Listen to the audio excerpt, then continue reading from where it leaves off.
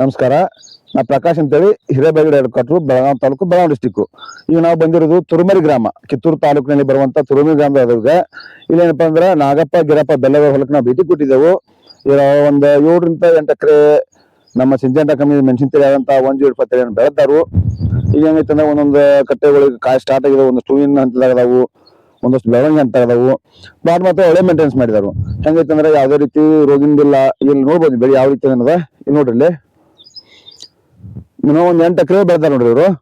ಎಲ್ಲ ಸಿಂಜೆಂಟಾ ಕಂಪನಿಯ 1085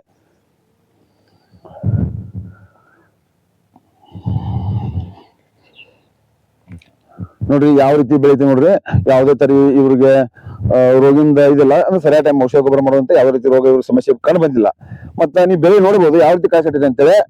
ಗಿಡ ನೋಡ್ಬೋದು ನೋಡ್ರಿ, ಕಾಯಿ ಹಂಗೈತಿ ನೋಡ್ಬೋದು. ಕಾಯಿಲೆ ಅಂತ ಆತು, ಕಲರ್ ಆತು, ಪ್ರತಿಯೊಂದು ಗಿಡ ನೋಡ್ಬೋದು ನೀವು.